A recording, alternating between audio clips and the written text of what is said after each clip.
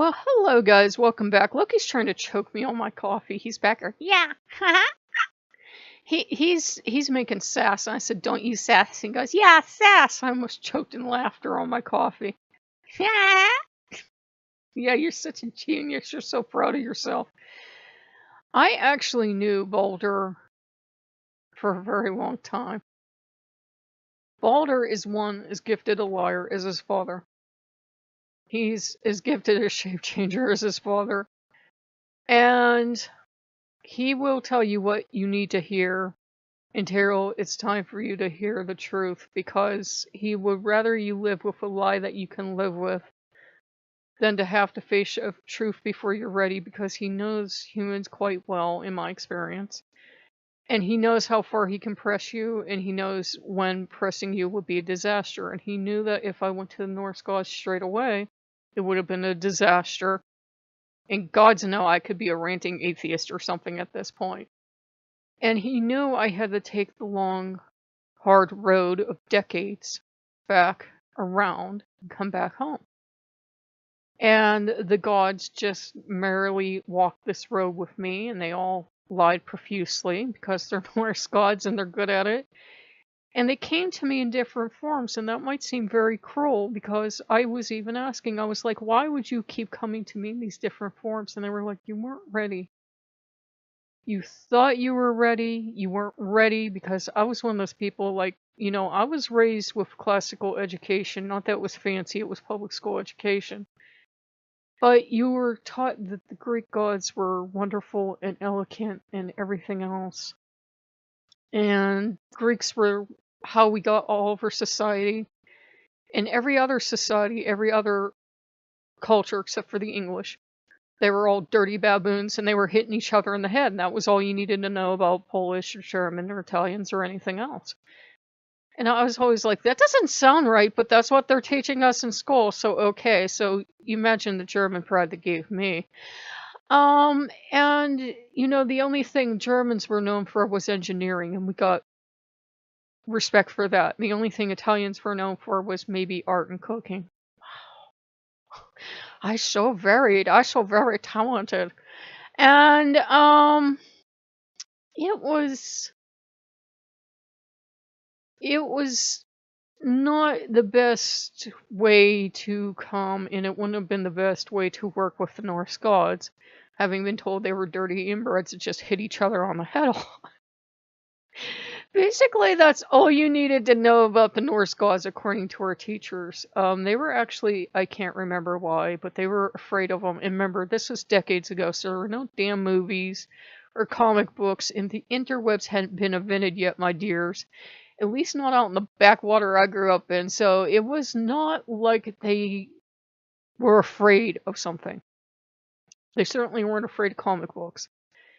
They weren't afraid of, I don't know what. Maybe there was some kind of secret pagan Germanic cult. I have no damn idea. Maybe because the local motorcycle group called themselves the Pagans. And, motorcycle groups are very enamored of the Germanic gods. Maybe that's why they were afraid. I have no damn idea.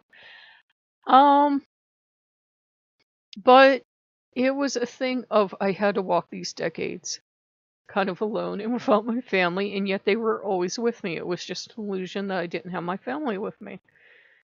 But it was a useful one, and I had to walk the whole way around. And they would all pretend to be different gods. And I don't know if I said this recording, but I was like, why would you do that? Isn't that kind of cruel to you as well? And they're like, no, it's not cruel to us. It was what you needed at the time. It was the only thing you could handle at the time.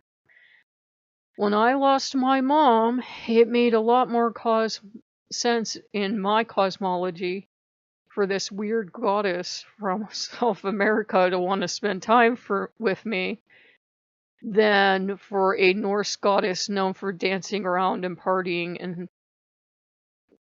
she likes to call herself she of the perky bosoms. And for Freya to be here and be like, yeah, and like singing and everything, because she does have that happy, silly aspect like Bastet has. Bastet's actually real. And she has a solemn side. a kind of mothering, nurturing side that you usually don't see, because that would be the last thing you would think of with Freya. But it was part Freya, part Hel. They were like, she cannot take two German goddesses moving in right now. It would have destroyed me. So they were like, we'll lie. Who cares? We'll lie. And so it went on my whole life. They would be like, okay, this seems to be something she's interested in. She can handle this right now. She can't handle the Norse gods right now. Had I been thrown into the Norse gods in the early internet, at some certain stages in my life, I would have just been eaten alive. It was still a trial by fire to practice Voodoo. And I was like, do you know how damn lucky we are that the Voodoo gods actually never showed up because of all the rituals I did? And they're like, I'm like, damn it. They could have shown up and been like, who the hell are you? And they were like, what are you going to do? And I know now who claimed everything. And I think because the Voodoo gods do it so much, they were like, okay, go ahead. Have fun. Fool the human. Have fun. Do whatever. And so we came around the whole way around, and I redecorated my room because there had been a lot of death energy in the room, which at the time when I was mourning my mother, it was like symbolic of going underground and healing. So there were like all this Santa Muerte stuff everywhere. But no, I had been feeling gentle pokes, and of course there was never any Santa Muerte. There was just Freya or Hel, and they've both been giving me pokes like, okay, time to go back up in the light. Time to go back up in the light. We know you don't want to, baby, but you gotta go. So they've both been pushing, and finally, when Balder stepped forward, he was like, I can't wait any longer. I'm your patron. You know I'm your patron. Stop fooling around. I'm here. I'm not going anywhere. So we took down a lot of the Santa Muerte swag since we don't need it. Some stayed up the stuff that Hel really likes, since she's my pretty little princess, Angel Puff. She got to pick out the stuff she really likes. The other stuff we won't throw out. I don't know what we'll do with it, but we won't throw it out. Maybe the next person to live here will inherit it and wonder what the hell I was into. And there'll be some other changes. Not too drastic, but some other changes. And I know why they did it. They did it to protect me. They did it because I needed to grow, and I actually needed to learn the lessons I learned the hard way, because I don't think I would have learned them, because they're like, you've learned all the tough lessons you need to learn. You've walked through fire, and you've done all this stuff. Not that I won't keep learning and growing as long as I'm alive, but they're like, you can come home now. It's okay. It's over. You can come home. There aren't 5 million gods that want to be with you. There's this obnoxious family of Norse gods, and when you see all your brothers and sisters and cousins and aunts and uncles and land whites, did we even mention land whites? Oh my god, wait till you see dead people. Wait, what? And they're just hyper. And I've been seeing ancestors here and there. And they just needed to very carefully walk me down the path and walk me through everything I went through in the decades, because they needed me to learn life lessons to undo all the damage my dad tried to do. Because, as I've told you guys before, I've been open about it, my father thought Hitler should have won the war. My father would have been the perfect Nazi, and he thought that had Hitler won the war, or if we were all Nazis and we cleansed this planet of certain people, it would be the perfect solution to everything. And I was very susceptible, because my father was hyper abusive, to those kind of teachings. So I'm not proud of that part of my past, but I know that's why they were like, oh little girl, we're going to have fun with you. You can go practice voodoo with the black people. Because my dad just about fucking died when that started. And they were like, you are going to go over here, and you are going to study Judaism, and you are going to go over there, and you're going to study these people, because you have to be totally broken and be reborn.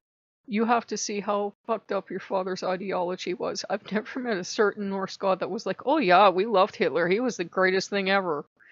No, they're like, that son of a bitch took all of our symbols, and let me tell you where he is now.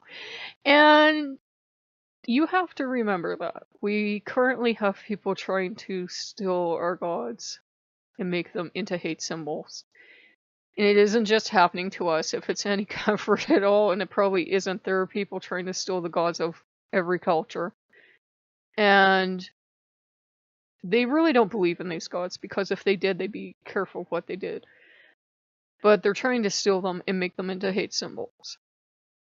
And I recognize how broken those people are, but at the same time, I'm like, not my circus, not my monkeys. It's not my job to save them. As painful as it is, you have to let these people go until they run into a wall. And at least in my experience, the vast majority of them are all bark, no bite. My father liked to spew hate speech. People around here like to spew.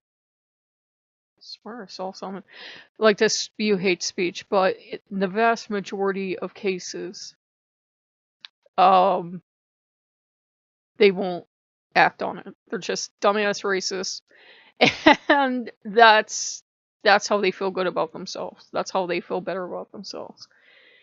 And when my father's been coming around in recent dreams, I realized he learned his lesson when he died. I'm like, good. And I could never understand it, because he was one of those weird-ass racists that actually had actual black friends, actually had actual Jew friends, actually had actual Korean friends, or wherever the hell they came from. He had friends from all over the world. They liked this racist son of a bitch because they thought he was funny. And I kind of always felt sorry for him towards the end of his life, because, you know, towards the end of his life, he's still babbling racist half the time, and he's like trying to be a good person half the time. But when he's being a babbling racist, it was like the gods all decided that it was time for him to learn his lesson. Because I told you guys about, we were there and he was screaming at us, and one of the oncology nurses was a black woman, and she says, I am in charge of what goes in your IV. You start respecting that family, because they're the only people here with you. His eyes just got this big, and he was like, what? He couldn't believe it. One, that a woman talked to him that way, because he didn't respect women either. He always treated me as a boy. That's the only reason he respected me. Therapy time. And, two, that a black person talked to him like that. I'm like, Dad, god damn it, you're still living back in the 1940s. And I was just like, my mom and I, we were like, thank you so much. You don't know what we've been through. She goes, oh, I know what you've been through, honey, and I will kill him. And we're like, yay! So it was a good thing to go full circle, because I had to unlearn all the hate speech my father taught. He wasn't 100% responsible for how he was. His own father wasn't racist, but everybody else in his family was ultra racist. And you can only know what you've been taught. You can only know what you've been taught. And luckily, my mom was the polar opposite. My mom loved everyone. My mom would hug everyone. When my mom knew I was getting into witchcraft, she was like, well, whatever's around here, you have to be nice to it. And she meant like any native gods or anything. And, you know, people would have a heart attack now, but I still have respect. And I would still have an open door that if someone from the First Nations, some spirit or something showed up, I would still respect them. But I realize now I come from a largely Northern pagan pantheon. Coyote is actually real, I think. And I know Bastet and Anubis are real, but other than that, it's just been my gods masking or raiding around, which has been fine, because Bastet and Anubis told me from the first that I would never really fit in with the Egyptian gods. It wasn't that they aren't loving or anything, but that wasn't for me, and that I would come full circle. I'm not even sure if they were Egyptian gods at this point. They may have been Northern pagan gods, now I'm thinking of it. Oh, Northern pagan gods will lie to you. But it was good to learn that and to have to face that, because the, I don't know if I said it this recording, but I've been binge watching a show called It's a Miracle, and I didn't know why. Well, one episode had to deal with a young boy that grew up in the South, and he grew up during time of segregation, but he had a black friend that he was a man that ran, he was a farmer that ran a wagon, and he would come out in his wagon, and long story short, he ended up meeting nephew decades later when he was an old man. He's like, your uncle is the only reason I'm not a raving lunatic racist. And the mom, I'm sure too, because the mother would be like, yeah, he's fine, he's safe, you can go ride with him. But it wasn't done at that time. And they would go to a store, and the farmer would buy food, and he didn't have enough food for both, but he'd buy like crackers and cheese, and he'd buy a Coke, and they'd share that Coke. And you couldn't do that at the time. They were breaking the law. Let me be clear, they were breaking the law. So it was the Norse gods reinforcing we are all the same. You don't get to be a racist asshole just because you're home. Don't even fucking think about it, or we will be the ones to kill you. And they were happy to pose as African gods. They were like, we don't give a shit. We don't care. And the other thing was about a woman that had been adopted, and she'd always been happy with her adopted family. But a doctor asked her to track down her family, and long story short, she tracked them down, and they reunited, and she was with both families. She belonged with both. And I think it was like, yeah, you belong with your earthly family, aka your ancestors, but you also belong with your divine family, your gods. And I have my kindred in all of you, so I don't have to worry about running out and finding kindred. I have them. And they're like, we don't give a damn if you call yourself heathen or not. And I'm still hesitant at that word because I know it's such a heavily charged word and people assume things about you. I use Wiccan at this point because it's the closest thing to who I am, and I probably won't kill you in your sleep unless you really deserve it. I mean, if you're a really bad person. And they had to make sure that when I came home it was for the right reason, that it wasn't racially motivated. Had I been introduced to the Norse pantheon at the wrong time before they deprogrammed me for my father's hate speech, oh my god, I would be the worst fucking lunatic on YouTube. I'd probably have millions of viewers and millions of dollars, but I would be the most fucking crazy lunatic you ever saw. And had they not deprogrammed me of that and humbled me and pushed me through all the suffering I went through, I wouldn't have grown as a human being. I wouldn't have learned about other cultures. I wouldn't learn that all people just basically want to love their gods and be left the hell alone. And sometimes human beings are in a really bad place and just leave them the hell alone because it's not your circus, not your monkeys. You can't do anything about it. And it's nice to have come full circle because the house feels fully settled. And Baldur's like, okay, now that you're home, what do you want?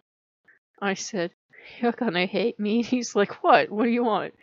I'm like, could we get a smaller home? Like an actual physical home? And he's looking at me and he's like, And I said, this house is actually too big for me. I love this house. It's my ancestral home. My parents lived here.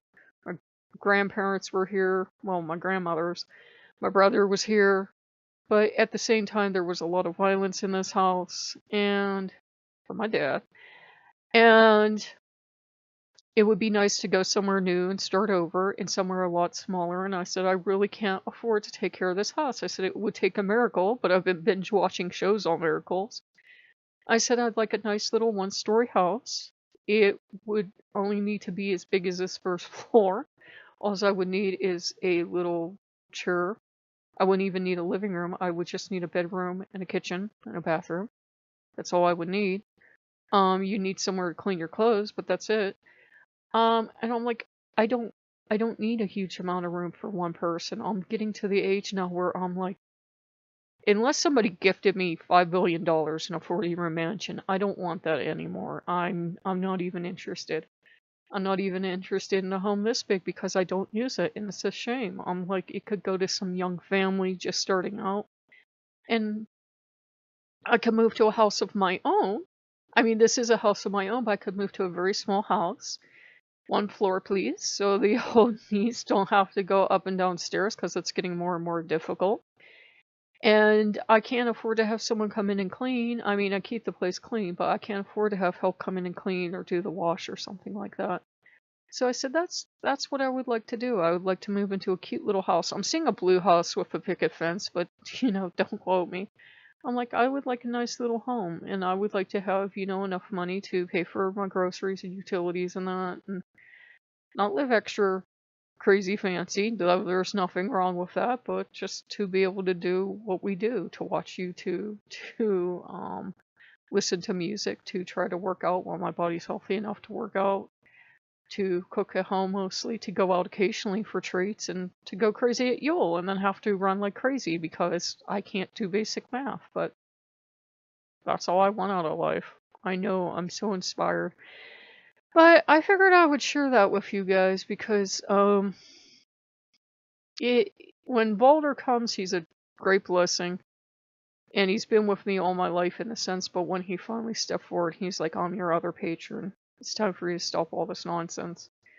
I was like, that is definitely, I think, why I'm noticing all the hatred and division in the world, because I was raised to be that way. I was raised to be hateful and intolerant.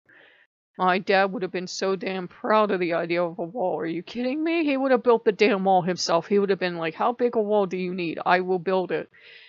And I'm like, good, build the wall. They can just fly over, dig under, or swim over, whatever. Go ahead, build your wall. See where it gets you. And, because I know, when people want freedom, that's an unstoppable thing. You can't stop the human need for freedom and for life. They will, if they have to, they'll form a human pyramid and go up and over. I'm not trying to scare conservatives, but you can't deny people the right to want to come here and live a better life. We could all work it out if we wanted to, we just don't want to. So I think I was very fortunate in a way to be raised in an abusive home and to be raised with very toxic teachings, because I can see where that leads. I know exactly where it leads. I know how angry and upset you get and how feral you get. So I know when I see these people to just walk around and not engage, because I'm like, they're a feral human being at this point. They're ready to literally bite and fight and do whatever they have to do. I'm not engaging. I'm just walking around. No, I'm not afraid of white supremacists. Come at me, bro. I'm 3/4 German. But it's like,